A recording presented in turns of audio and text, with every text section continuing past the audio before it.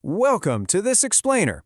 Okay, today we are tackling something huge, like literally a foundational piece of human psychology that dictates how we experience every single day of our lives. We're talking about our self-esteem. Now, building it, that is a long journey. It requires a lot of patience and, honestly, a willingness to undo years of bad habits. But the payoff is absolute freedom. If you're ready to put in the work, the results will completely transform how you navigate the world, how you handle stress, and ultimately, how you value yourself when nobody else is watching. Okay, let's dive into this. The absolute gold standard we're aiming for here is what we call stable, normal self-esteem. Now, this isn't about arrogance or delusion. It's a state where you look at yourself completely soberly. You recognize your strengths and your flaws without flinching. But more importantly, your confidence is held up by this bedrock internal foundation. It's kind of like the difference between building your house on solid rock versus shifting sand. When your foundation is internal, you don't wake up feeling anxious about whether the world is going to validate you today. Because, well, you already have that validation tucked away safely inside. Now, what's really interesting about this slide is how it visually completely shifts our entire paradigm of self-worth. Look at this fundamental contrast. On one side, your well-being just blows in the wind, entirely dependent on external praise or criticism. It is such a fragile, exhausting way to live. But on the other side, you rely on a firm internal foundation. When your worth is anchored from within, neither a boss's harsh critique on a Tuesday morning nor a stranger's passing compliment can knock you off balance. I mean, you can appreciate the praise and you can process the feedback, but your core identity, it remains completely unshaken. Section 1. Challenge. Repeat after me. All right, I actually want you to say this out loud with me, slowly and deliberately. I have the right to make a mistake. Failure is a growth zone.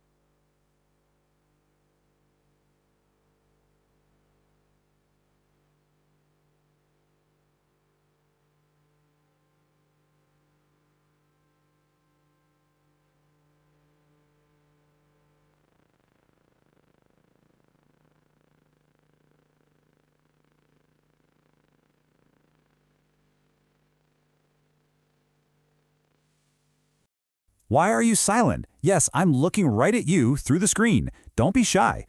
Kostya Karasik, the voice of Samoblog where this exercise comes from, he demanded his audience say it out loud, and I'm demanding the exact same thing of you. Let's hear it. Claim it in whatever room you are sitting in right now. Great, you can go back to watching your cartoons now. But seriously, let's lock that first affirmation in. I have the right to make a mistake. That right there is the very first brick you are laying in your unshakable internal foundation. Because without that fundamental right, you'll spend your entire life paralyzed by perfectionism. Just grant yourself the permission to be human. Section 2, Re-evaluating failure. Let's move to and see how this builds. Because this right here is an incredibly liberating truth. You are not equal to your result. Your inherent human value exists completely separate from the outcome of your actions. A failed project at work, a terrible first date, burning dinner at home, none of that means you are a failure as a person. We constantly conflate what we do with who we are, right? We turn everyday mishaps into these massive existential crises. But when you detach your identity from the outcome, suddenly you're free to take risks without this crippling fear of destroying your sense of self. And because of this, we really have to redefine the concept of failure itself. A failure is not a reason for shame. It is purely a zone of growth. It's just a necessary mechanical step forward that highlights exactly where you can get better. Think of it like a crucial data point in a grand experiment. If you try something and it doesn't work out, the universe isn't telling you that you are unworthy. It's simply telling you to adjust your variables and try again. Section 3. The rules of unshakable self-esteem. All right, let's hit these fast. The core rules of a healthy psyche. First, your value is unconditional. You don't have to prove your worth to the world every single morning when you wake up. Your very existence means you have value. Second, you compare yourself only to your past self. We all fall into that trap of comparing our messy behind-the-scenes reality to the highly curated highlight reels of strangers on the internet. Your only metric for success is whether you're growing compared to who you were yesterday. And finally, see your weaknesses without the self-destruction. And this brilliantly illustrates how to maintain a healthy, independent self-view. Noticing your flaws is just healthy self-awareness. Punishing yourself for them is self-destruction. You can say, hey, I'm not great at public speaking, and leave it at that without tacking on, and therefore I am worthless. Section 4. Your opinion is priority. So, the crucial point is, this ultimate thesis right here. Your opinion of yourself is the most important, and it takes absolute priority over the noise around you. Memorize this formula. When external voices clash with your internal foundation, the foundation must win every single time. Look, people will always have opinions. Society is going to try to hand you a script of exactly who you should be, but no one knows you better than you do. Trusting your own perspective of yourself above all others, that is the ultimate act of self-respect. Section 5, an important exception. Now, before we all become completely unbothered and totally impenetrable, let's inject a quick dose of practical reality into this. Prioritizing your own opinion is absolutely key, but you still need to listen to your loved ones. Why? Well, because if you fly too far off into your own ego, no one is going to want to hang out with you. A healthy self-image doesn't mean becoming arrogant, stubborn, and completely deaf to the people who genuinely care about you. Constructive feedback from those we trust is a gift, it's not a threat. Balance is everything, guys. You can hold on to your internal foundation while still leaving the door wide open for meaningful connection. Which brings us to our final provocative thought for the day. Whose opinion of yourself will you choose to listen to today? The loudest critic in the room or your own internal voice? I really hope you leave here feeling empowered to start leaning heavily on your newly built internal foundation. Remember your right to make mistakes, remember your unconditional value, and keep your loved ones close. Thanks so much for joining me on this explainer, and I'll see you next time.